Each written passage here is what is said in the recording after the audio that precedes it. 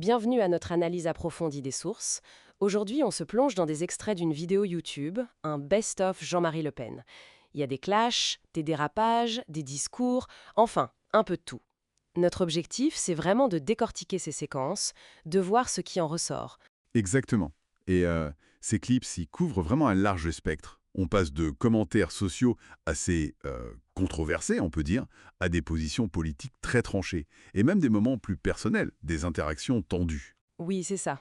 Et il faut préciser, c'est important, on rapporte le contenu tel quel, hein. On est là pour analyser ce qui est dit dans ces extraits, pas pour cautionner quoi que ce soit. Absolument. La démarche est claire. Alors, si on commence par les déclarations qui marquent peut-être d'emblée, il y a cette phrase sur les homosexuels comparée au sel dans la soupe. Ah oui, celle-là, s'il n'y en a pas du tout, c'est un peu fade. Mais s'il y en a trop, c'est imbuvable, hein, c'est Bien. gerf-tête, direct. Très direct. Et on retrouve cette tonalité particulièrement dure sur le sida. Il invente même un mot, sidaïque. Sidaïque, oui. Et il parle de contagion par la transpiration, les larmes, la salive. Il va jusqu'à les comparer à des lépreux. C'est fort comme image. Des lépreux qu'il faudrait isoler dans des centres, si je me souviens bien de l'extrait. C'est ça, l'idée de l'isolement. Cette rhétorique de la mise à l'écart, on la retrouve aussi sur l'immigration, non? Dans les clips, il parle d'une inquiétude nationale. Tout à fait. Une inquiétude face à ce qu'il nomme l'immigration sauvage. Il cible particulièrement ceux qui viendraient, selon lui, se faire soigner en France. Et il y a aussi la question du coût, je crois. Oui, il dénonce le coût de l'aide sociale, il cite même un chiffre pour Paris. Et ça débouche sur un appel assez martial à une nouvelle guerre de libération. C'est un vocabulaire guerrier. Oui. Et d'ailleurs, il doute de l'efficacité des mesures comme les reconduites à la frontière. Il donne cet exemple de 101 Maliens qui seraient renvoyés. Mais qui reviendrait aussitôt, selon lui. Voilà, c'est ça l'idée. Une sorte de politique inefficace qu'il dénonce. Et toujours sur ces thèmes régaliens, il réaffirme aussi son soutien à la peine de mort dans ses extraits. Oui, c'est mentionné. Ça fait partie de ce positionnement très ferme. Mais il n'y a pas que les grands thèmes politiques. Il y a aussi des interactions plus personnelles, disons, comme cette scène en Camargue avec un prêtre. Ah oui, c'est assez tendu. Il se présente comme l'invité du roi des Gitans. Et le prêtre qui conteste vivement, ça montre ce côté conflictuel même dans des situations moins formelles. Exactement. Et il y a aussi cette phrase sur sa fille, Laquelle? où il dit « espérer qu'elle sera meilleure Ah oui. ». Parce que lui, il aurait tracé la route dans la jungle.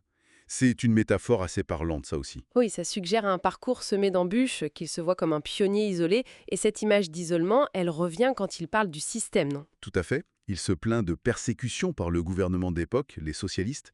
Il évoque des demandes pour lever son immunité parlementaire. Et les médias en prennent aussi pour leur grade. Ah oui, les médias. Pauvres idiots, pauvres menteurs. Les termes sont là encore très forts. Il se plaint du manque de couverture pour le journal présent. Il mentionne même les tout premiers scores électoraux. Un 0,20% au niveau national, mais des scores plus élevés localement. Et il donne des consignes de vote dans certains extraits. On voit vraiment la construction de cette posture d'outsider. Exactement. Et pour boucler la boucle, il y a sa réaction aux accusations de racisme et d'antisémitisme, Comment il les qualifie? de prophète sorcière.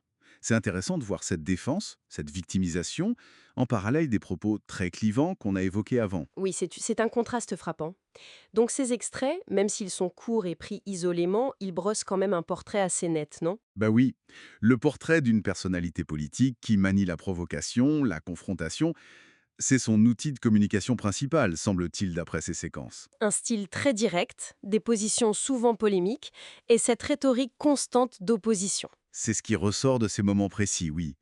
C'est ce que ces extraits illustrent de façon très concentrée. Alors si on devait résumer très vite ce qu'on retient de ce rapide survol, on a un personnage politique qui assume des positions très tranchées, très controversées sur plein de sujets différents. Oui, et qui cultive cette image de combattant contre un système hostile. Peut-être une dernière pensée pour la route. Oui, C'est cette stratégie, justement. Tenir des propos qui divisent énormément et en même temps se présenter comme une victime, une cible de chasse aux sorcières. Comment est-ce que ce type de posture rhétorique joue sur la perception publique et sur le débat politique lui-même? c'est une bonne question. Ça dépasse largement le cadre de ces simples clips, en effet. Tout à fait. Bien, voilà qui termine notre analyse ciblée d'aujourd'hui. Merci. Merci.